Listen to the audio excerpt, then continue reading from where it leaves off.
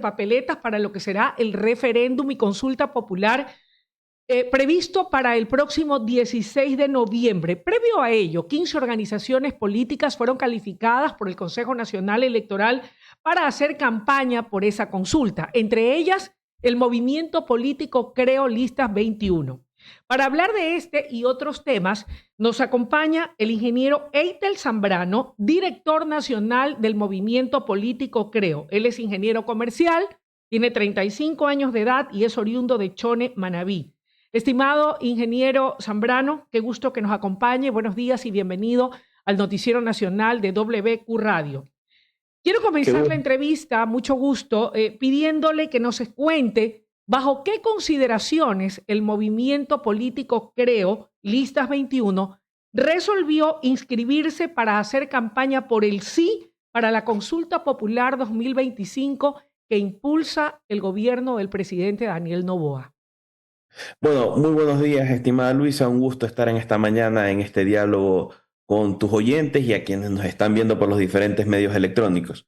Efectivamente, el movimiento Creo en Asamblea General Nacional resolvió apoyar el sí en las diferentes preguntas, tanto del referéndum y la consulta popular. En ese sentido, el por qué, básicamente es algo muy simple. Este tipo de iniciativas también ya fueron propuestas por el presidente Guillermo Lasso en su momento, es con un contexto político totalmente diferente, pero en el fondo la naturaleza de estas preguntas es un tema de que nosotros ya propusimos este tipo de cosas, la reducción de asambleístas, el tema del fortalecimiento de apoyos extranjeros dentro del territorio ecuatoriano, que lo terminamos aprobando en el último referéndum pasado, que los ecuatorianos, porque ese trámite inició, si mal no recuerdo, en el 2001, para que las fuerzas militares puedan dar apoyo dentro del territorio ecuatoriano. Y ahora el tema de tener una injerencia positiva de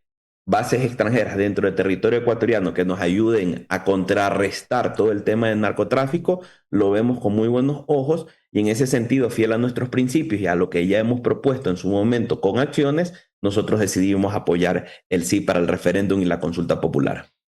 Ingeniero Zambrano, ¿esto quiere decir que ustedes apoyarán a ojos cerrados todas las propuestas o iniciativas que impulse el bloque oficialista de ADN en esa asamblea constituyente en caso de que el soberano le diga sí a esa pregunta en la consulta popular?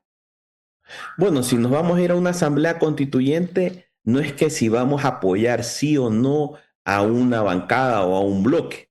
También hay que ver cuáles son las propuestas que va a hacer esa bancada, cuál va a ser las propuestas que va a hacer ese bloque.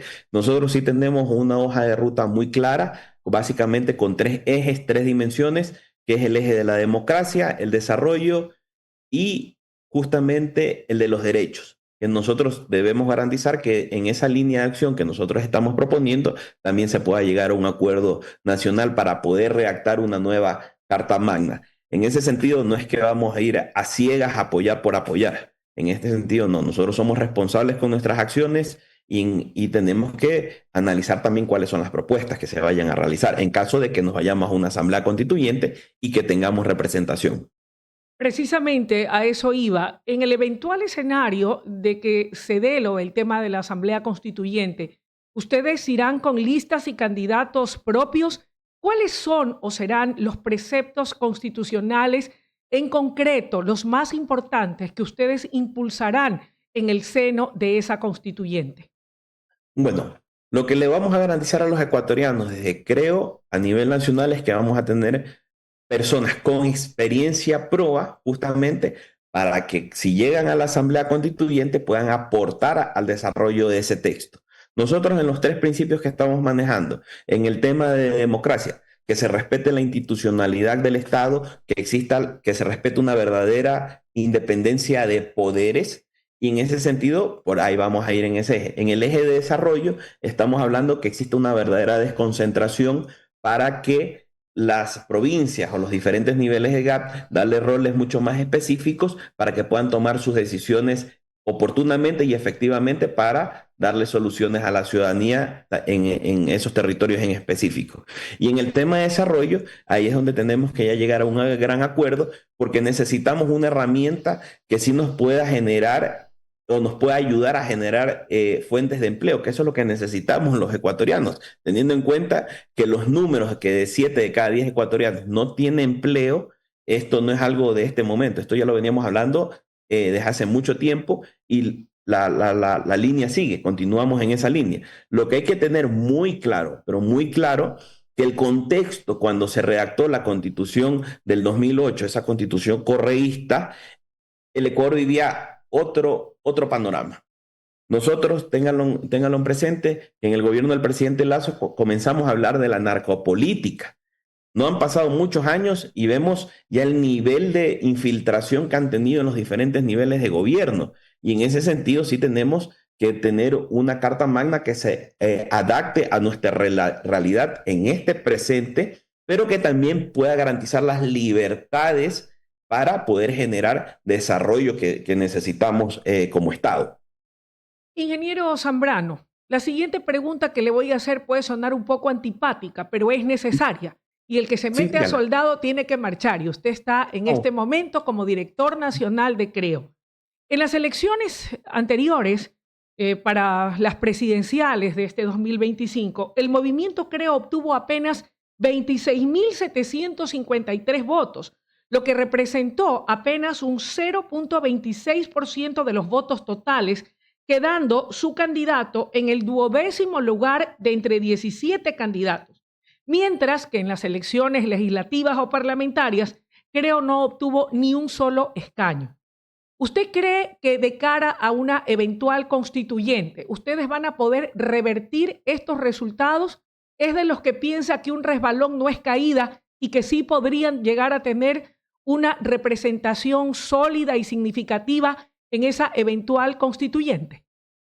claro que sí. El tema de la última campaña presidencial es algo muy sui generis, o sea, que no se ha visto acá. Existió una polarización que no es excusa para justificar los resultados.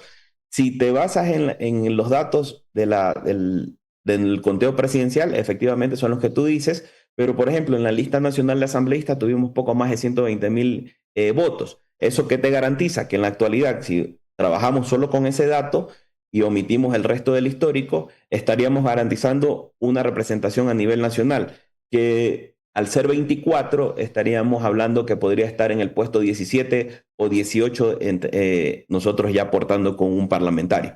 En ese sentido, ya de acuerdo a la estrategia y posicionamiento y los perfiles que nosotros vayamos a promocionar y a garantizar esa experiencia, que es lo que hace falta y es parte de las cosas que hemos criticado de la actual asamblea, esperamos que la ciudadanía sea responsable y analice las propuestas también de las organizaciones políticas y analice las propuestas de esos perfiles que vayamos a estar promocionando. En ese sentido, nada está dicho hasta que se den las elecciones y el electorado a las finales es quien decide. Ahora, ingeniero Zambrano, durante lo que fue el mandato del expresidente Guillermo Lazo, este hizo uso de la denominada muerte cruzada, proceso contemplado en los artículos 130 y 148 de la Constitución de Montecristi, que dio paso a su destitución y a la disolución de la Asamblea Nacional, dando paso a nuevas elecciones, tanto presidenciales como legislativas. Con esta experiencia, creo será partidario de eliminar esta figura de la nueva Constitución o creen que debe mantenérsela. No es algo que debemos mantener. Hay que tener en cuenta el contexto político que estábamos viviendo en ese entonces. O sea, no hay que olvidar que ese juicio político, valga la redundancia, que fue netamente político y con la venia de la Corte Constitucional que dio ese dictamen con mínima verisimilitud, con un delito inventado, porque el peculado por omisión no existe, existe el peculado, no existe el peculado por omisión. Y en ese sentido fue algo netamente político y no olviden quiénes estaban atrás en ese momento, quiénes estaban apadrinando ese juicio político, que lo único que estaban buscando era que el siguiente juicio político que estaba en la parrilla, en la línea del tiempo de ellos, era el juicio político a la fiscal general del Estado. En ese sentido, ahí hubo un tema multipropósito, se puede llegar a entender en la actualidad, que se eliminó una Asamblea Nacional que lo único que estaba generando era caos político y que no estaba generando cosas buenas para el país. Y segundo, quitarle la herramienta a estos grupos que estaban apadrinados por personas que en la actualidad están presas y otros fugados, que querían netamente era sacar a la fiscal a la fiscal general del Estado porque les estaba estorbando. Y a raíz de eso, usted ya pudo observar que salió el caso Plaga, Metástasis y todo ese tipo de cosas, donde ya se pudo ver por fin el nivel de contaminación que teníamos en el Estado por personas que no querían cosas buenas realmente para los ecuatorianos. Lo que querían era seguir manejando como estaban manejando la justicia, y en ese sentido es una herramienta que sirvió para poder contrarrestar eso de ahí. Que quizás muchos ecuatorianos no lo estaban analizando en ese sentido en ese momento porque no se veía eso, pero era algo que ya estábamos hablando y ese era el objetivo final de ese grupo que quería llegar a esa meta. Ahora, ingeniero Zambrano, de las 15 organizaciones inscritas y calificadas por el Consejo Nacional Electoral para hacer campaña por la consulta popular del 16 de noviembre, 9 se inscribieron para hacer campaña por el no. ¿Cómo podría incidir esto en el resultado de la consulta? ¿A quiénes y por qué les interesa decirle no a la posibilidad de ir a una constituyente para elaborar o redactar una nueva Carta Magna? Bueno, es que lo toman muy simple, muy a la ligera. Básicamente se dejan llevar por lo que está pasando en el momento y no ven en el fondo y la oportunidad que podemos tener todos los ecuatorianos a hacer los ajustes ya íntegros de una nueva constitución que pueda garantizar sobre todo el desarrollo de todos los ecuatorianos. En ese sentido, esa campaña es muy simple, es un no, no tanto por ideología, es por capricho, le podría llegar a decir yo.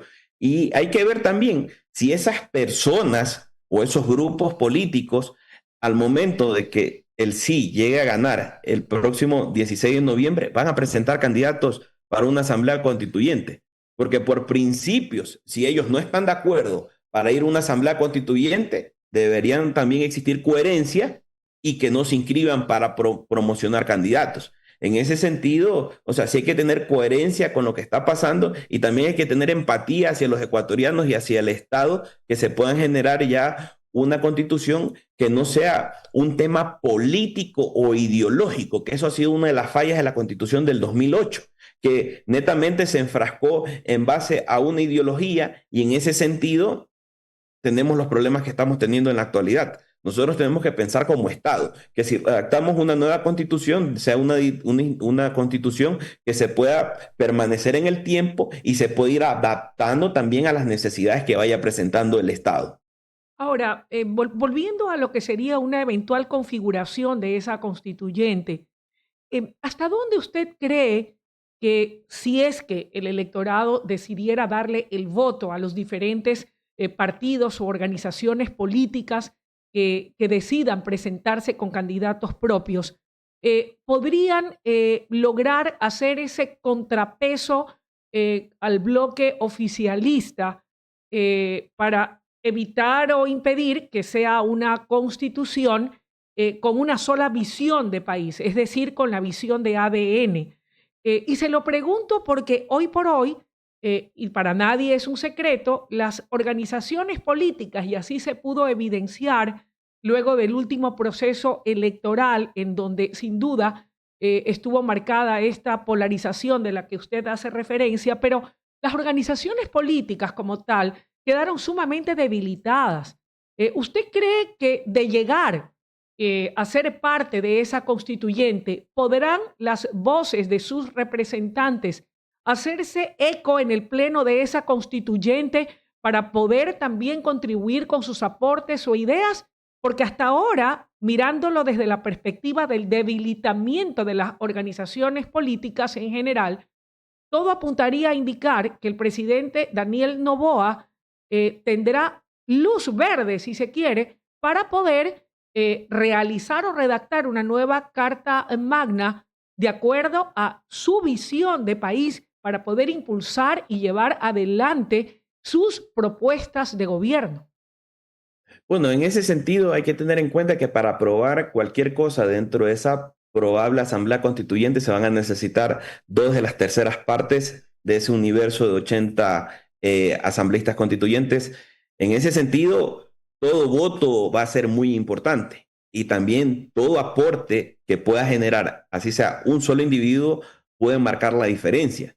Pero también no solo es escuchar las voces, también es ser una especie de moderador para que si se ponen muy creativos o quieren hacer algo sumamente extravagante o que pase los límites de los principios que nosotros podamos llegar a pensar, es también ser un freno de mano y un cable a tierra y decirles, hey, ese no es el camino. ¿Qué les parece si modulamos de esta manera, para llegar a un acuerdo? En ese sentido pueden existir visiones, pero ya al momento ya de que se pueda configurar, primero hay que garantizar que se puedan tener esas dos terceras partes para poder aprobar cualquier tipo de texto en esa asamblea constituyente. O sea, todo individuo que vaya a estar ahí va a ser muy importante porque llegar a esas dos terceras partes es complejo. Hay que entender también en todo el contexto político. Si usted se pone a pensar, si usted se pone a analizar en frío, la Revolución Ciudadana, siendo una de las bancadas más robustas que tiene la actual Asamblea y ha venido históricamente siendo una de las bancadas más robustas,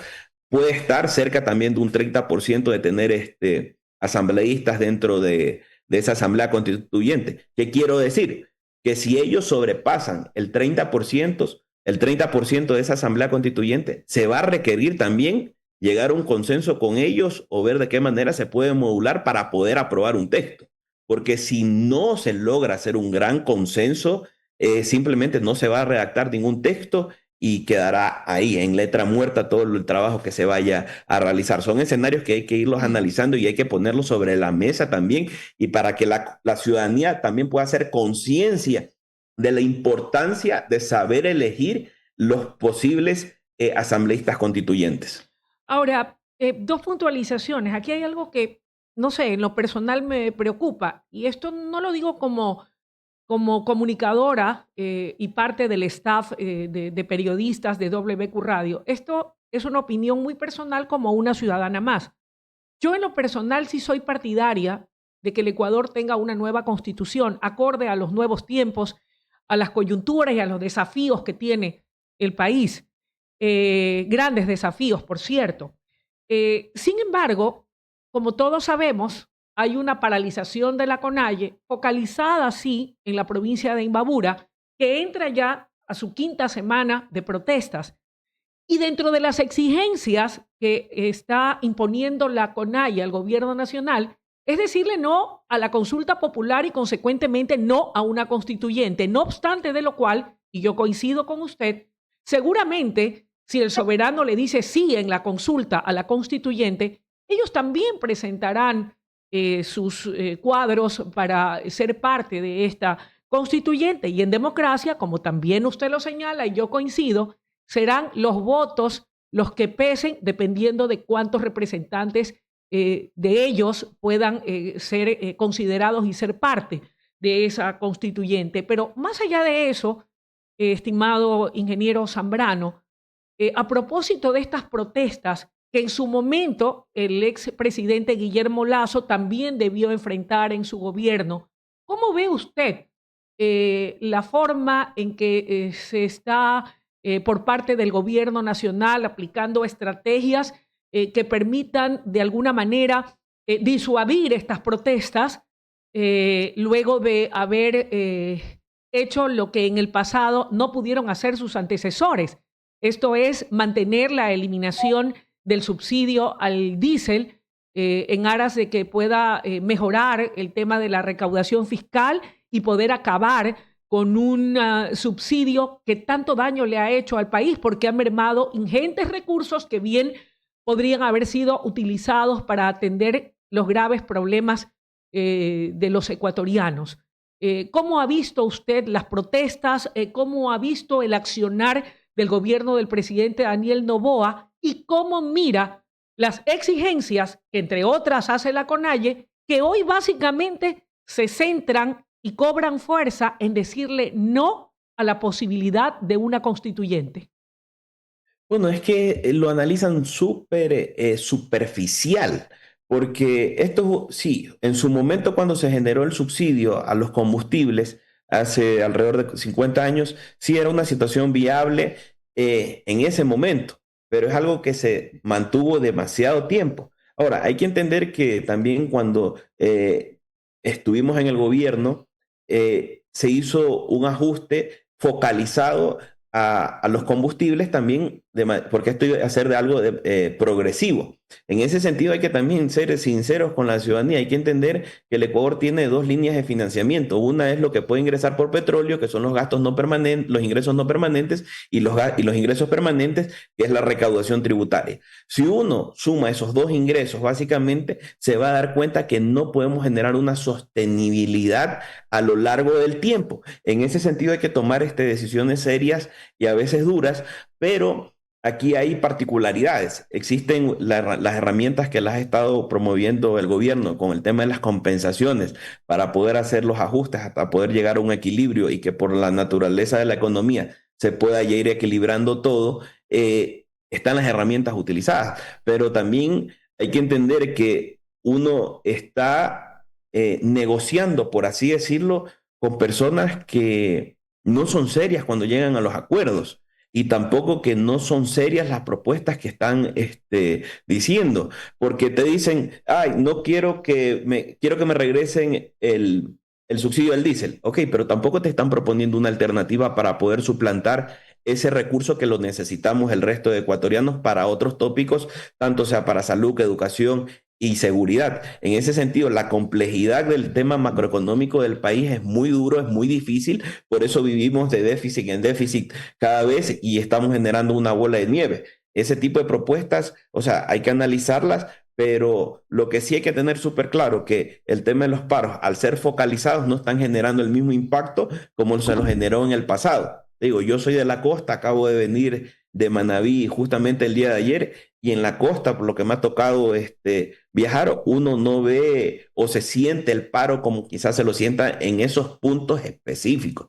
Que sí genera un malestar, sí, pero también hay que entender que ese tipo de malestar no es que se lo están generando solo al Estado, se lo están generando hasta el tema económico de su localidad, que la persona que tiene la tienda de barrio no pueda vender, que la persona que tiene su comercio no pueda vender, que lo obliguen a cerrar, que lo obliguen a paralizar su actividad económica y no se están dando cuenta que el daño se lo están al final haciendo ellos mismos, porque en ese sentido, una paralización por mucho tiempo lo único que genera es pobreza, no genera riqueza, y eso ya es algo que es digno de criticar y en ese sentido ya el Estado tendrá que hacer y tomar las decisiones oportunas que amerite y que considere que son necesarias para poder ya generar un paro a este paro que lo único que hace es generar pobreza para los ecuatorianos. ¿Quiere decir entonces que no está en riesgo la posibilidad de que se lleve a cabo la consulta popular frente a la amenaza de una radicalización del paro que impida poder desarrollar esa consulta y referéndum?